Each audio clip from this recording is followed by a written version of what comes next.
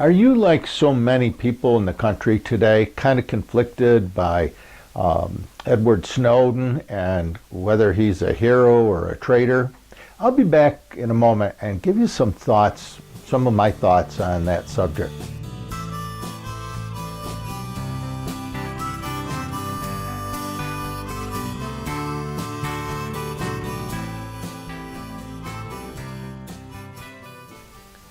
Hi, this is Dick Rauscher.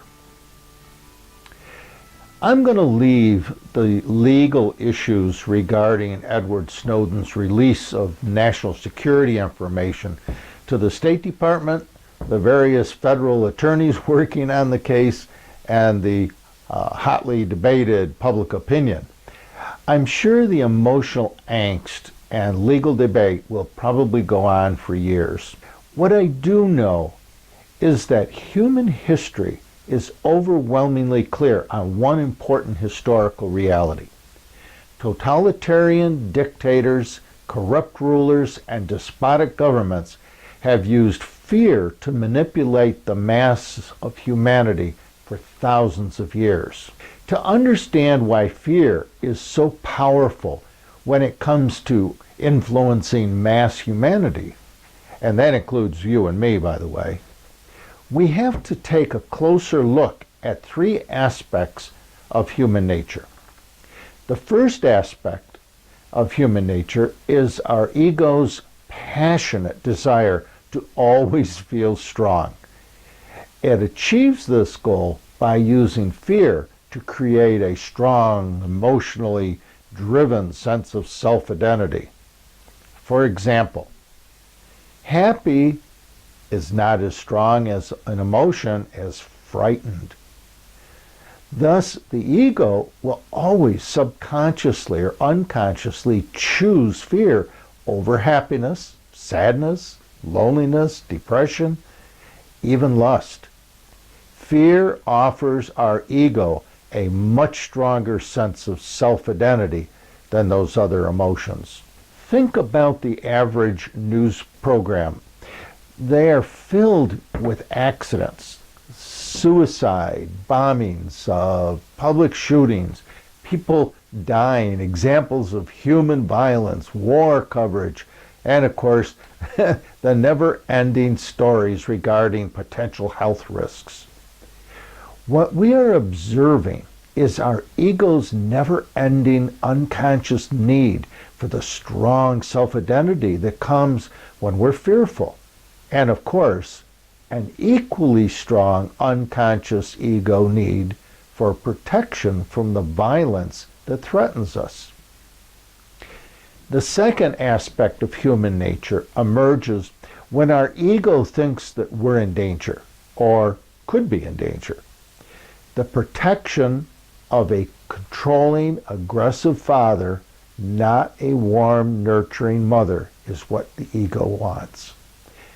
Rulers understand how easily the frightened human ego can be manipulated, so they create or amplify fear by offering the masses a tangible external threat, and then they become the more aggressive, powerful father figure that can offer the masses protection. Now, the third aspect of human nature that every dictator or ruler in human history has used to control mass humanity is the fact that the human ego loves to project the fears of its false shadow self onto others. It takes great courage to embrace the fears that dwell in the shadows of our own mind, the courage required to intentionally grow in self-awareness. Our ego would rather project that stuff onto others. As long as the danger can be externalized, mass humanity can be manipulated. The aggressive, powerful father figure doesn't have to take our freedom and autonomy away from us. We will willingly give the powerful father figure our autonomy and freedom in exchange for the protection that we are being offered. Let's take a look at when it's time to be wary and pay attention. When a government or a ruler drags out fear by focusing our attention on the threat posed by a dangerous enemy, it's time for mass humanity to become very, very wary. When our constitutional rights and freedoms are quietly being taken from us, it's time to get paranoid. Hitler, Mussolini, every despotic leader or dictator in human history has walked this path to power. Each became the protector of the masses. And in every situation, the masses of humanity freely gave away their freedom. They allowed themselves to be manipulated and enslaved by the powerful father figure that would protect them in exchange, of course, for their autonomy. Here's what I think Edward Snowden is trying to warn us about. Whether or not he is considered a traitor or a hero, he is right about the fine line between freedom and tyranny. We need to be careful not to let the government turn Snowden into one of the more dangerous, evil, external threats that our government can then try to protect us from. If we do that, then we miss the warning that Snowden is trying to bring to our attention. The real threat that fear represents to our freedoms and autonomy as Americans. Whenever a government or a ruler is focusing our attention on external threats and using our collective ego's unconscious need to use fear to strengthen our individual and collective sense of self-identity, we need to stay awake and not forget the lessons of history. We need to remind ourselves that freedom and autonomy are best preserved when we individually and collectively accept the responsibility to discover truth for ourselves. In the words of Mark Twain,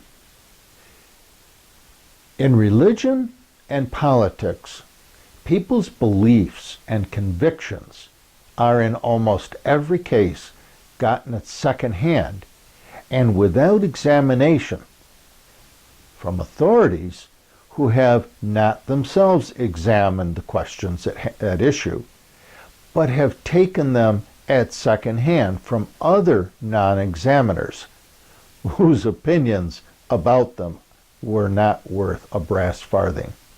Like Edward Snowden, Mark Twain was warning us about the real danger to our democracy, how easily we can be mass manipulated by the distracting fears of external threats when we passively give up the responsibility and freedom inherent in a healthy democracy, the ability, that is, to discover truth for ourselves. In time, history will judge Snowden's fate. In the meantime, when fear prowls the world, we need to be very wary and more than a little paranoid. Sometimes the threats to our freedom and autonomy from powerful, protective father figures are real.